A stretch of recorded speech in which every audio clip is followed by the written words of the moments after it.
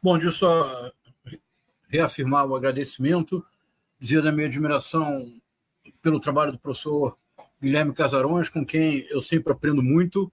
E, Pedro, eu sou bem modesto nessas ocasiões, porque o professor Guilherme Casarões é um especialista importantíssimo em relações internacionais. Eu sou um modesto professor de literatura. Eu acho que a contribuição que eu tento dar para o debate público nessas áreas é de leitura, e um tipo específico de leitura que eu faço profissionalmente como historiador de formação e como professor de literatura. Então, vamos lá. Teologia do domínio. É preciso voltar ao livro do Gênesis, ao primeiro capítulo, ao versículo 28. É logo após o versículo em que diz assim, eu vou ler. Deus criou o homem à sua imagem, a imagem de Deus o criou. Homem e mulher os criou. Esse é o versículo 27. Tendo sido criados o homem e a mulher, Adão e Eva, o versículo 28 é a base para a teologia do domínio, que inicialmente é desenvolvida nos Estados Unidos como a teologia da prosperidade, que tanto o Guilherme Casarões como você mencionaram, o televangelismo, e o versículo 28 diz assim, e Deus os abençoou, ao homem e à mulher, criados à sua imagem e semelhança. E lhes disse, sejam férteis e multipliquem-se, encham e subjuguem a terra, dominem sobre os peixes do mar, sobre as aves do céu e sobre todos os animais que se movem pela terra. Na tradução que realmente é fundamental para o inglês, que é tão importante quanto o teatro de William Shakespeare, para definir o inglês moderno, que essa é a famosa King James Bible, que o King James, o rei James, que substituiu a rainha Elizabeth I, que era da Escócia, e ele patrocina uma tradução para o inglês. E boa parte do inglês moderno depende tanto do teatro shakespeariano quanto desta Bíblia. E vejamos então a palavra-chave. Então ele diz, né? And God blessed them, o homem e a mulher. And God said unto them, be fruitful and multiply, and replenish the earth and subdue it. A tradução é literal. O mais importante vem agora. And have dominion over the fish of the sea and over the fowl of the air and over every living thing that moveth upon the earth. And have dominion over. É aqui que nasce a teologia do domínio. Acreditem, numa leitura absolutamente literal, que realiza uma analogia que tanto justifica um neoliberalismo selvagem do século XXI, quanto a ideia de que, em última instância, have dominion over tudo.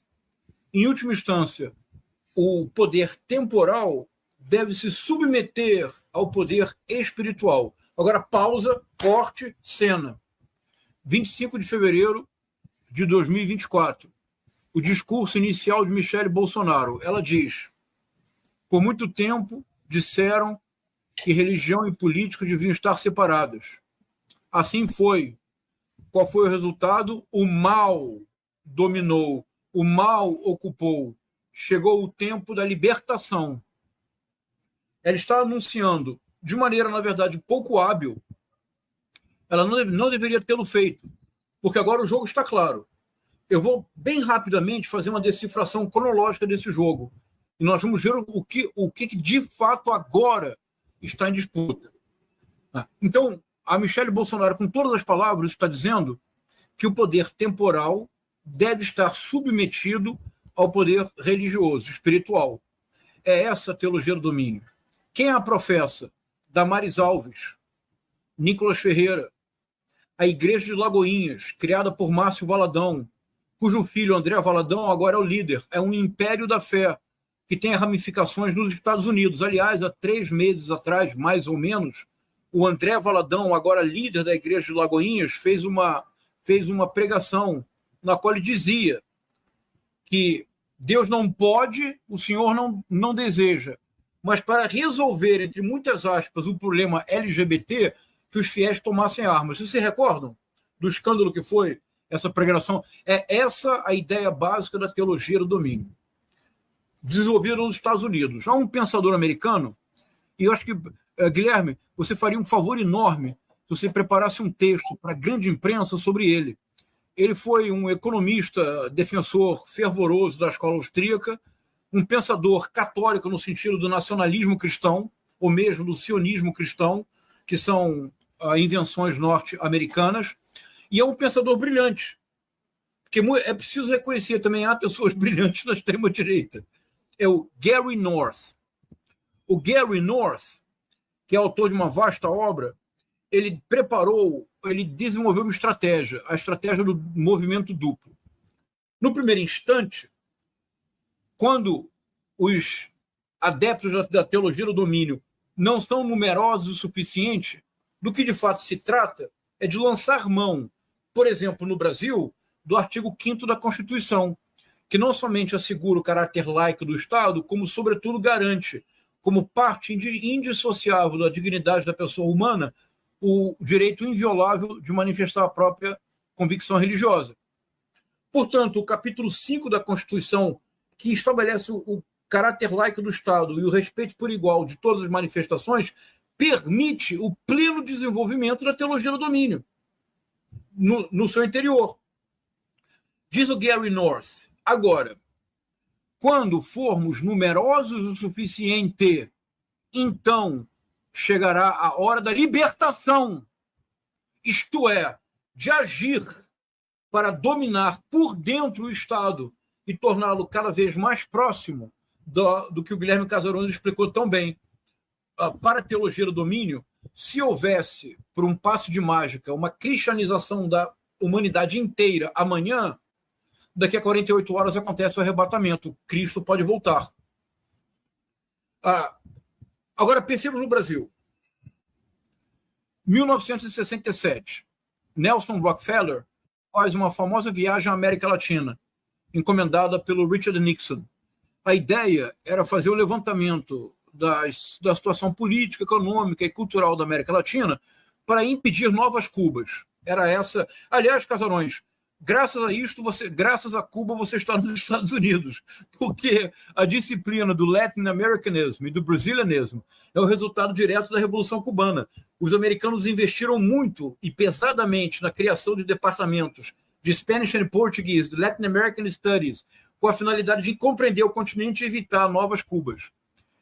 Em 1969, o Nelson Rockefeller produz um relatório famoso, indispensável para nós, em que faz uma espécie de levantamento, de cartografia da América Latina. E ele diz: na região, no continente, a Igreja Católica parece sempre disposta a colocar-se do lado dos mais vulneráveis, dos oprimidos, dos pobres, nem que para isso tenha que estar de acordo com ações revolucionárias. Havia o exemplo do padre guerrilheiro, o Camilo Torres, na Colômbia. Havia, sobretudo, a teologia da libertação, quando a Igreja Católica faz uma guinada muito importante na América Latina e faz uma opção preferencial pelos pobres. E então a figura básica da teologia da libertação é Jesus Cristo. Não pode ser outra. 1977, a Igreja Universal do Reino de Deus é criada. Porque se no relatório o Rockefeller dizia isso, nos bastidores a indicação do Rockefeller é que os Estados Unidos apoiassem de maneira decidida a importação para o Brasil do modelo televangelista. Por isso, James Swigert, Billy Graham viviam no Maracanãzinho, lotando o Maracanãzinho, com milhares de pessoas assistindo, tudo patrocinado. 8 anos depois do Rockefeller Report, surge a Igreja Universal do Reino de Deus, com todas as facilidades para o seu estabelecimento, com todas as facilidades para a obtenção de concessões de rádio e, posteriormente, de televisão. 1988, estou terminando a cronologia. 1988, Constituição Federal. Vocês se recordam? O André não, porque o André é muito jovem. O Guilherme também é muito jovem. Pedro, somos nós dois aqui que já somos mais senhores. Vocês se recordam de algum líder evangélico que tenha contestado o artigo 5º da Constituição Federal? Não houve nenhum. Sabe por quê? Gary North. Eles eram minoria. 2008, 2002, pela primeira vez, uma eleição presidencial sofre um impacto da compreensão de que os evangélicos tornavam-se uma fonte importante de possível intervenção religiosa na política. O primeiro político a realmente compreender o potencial evangélico converteu-se, tornou-se pastor, trabalhou em rádios evangélicas e, em 2002, de maneira inesperada, obteve 10% dos votos no primeiro turno da corrida presidencial. Antony Garotinho ficou em terceiro lugar com 10% dos votos, atrás de José Serra e da primeira vitória do presidente Lula. 2008. Nesses meus exercícios constantes de autoflagelação, não sei se vocês já leram. Não é isso, Guilherme? Quando para expiar os nossos pecados e garantir o nosso lugar no paraíso, não é? Nós lemos Edir Macedo. 2008. Ninguém poderá criticar o bispo Edir Macedo por excesso de sutileza. O nome do livro é Plano de Poder. O quadro teórico do livro é, de um lado, Thomas Hobbes. O homem é o lobo do homem, portanto, o Estado deve intervir para impedir que a violência generalizada deve ter o monopólio da força. Antigo Testamento.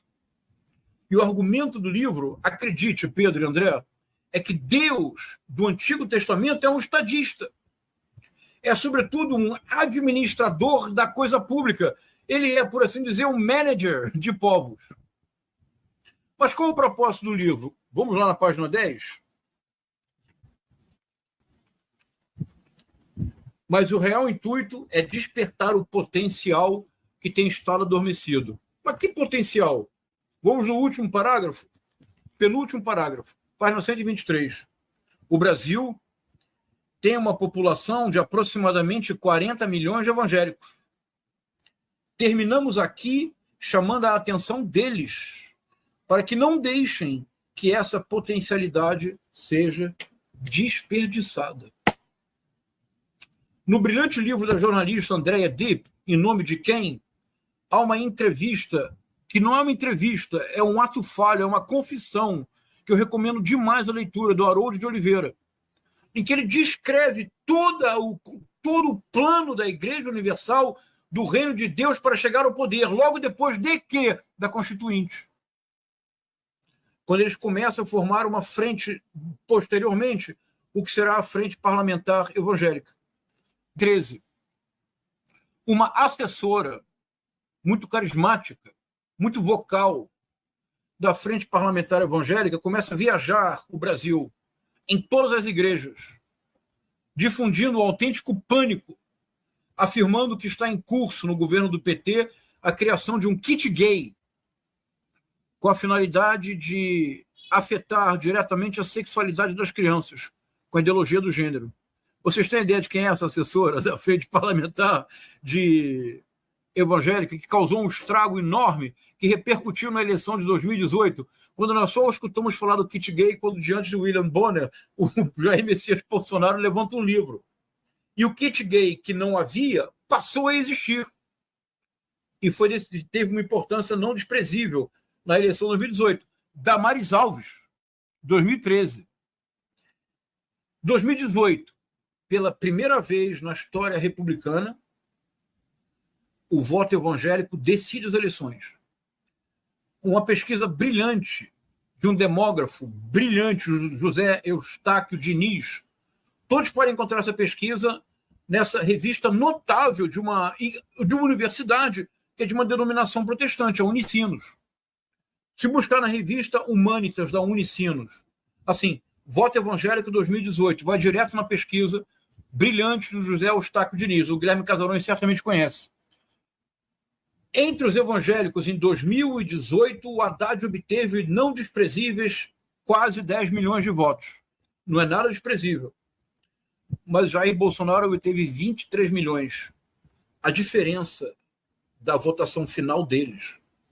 Em 2018, finalmente, o voto evangélico cumpriu a profecia de 10 anos antes do Edir Macedo.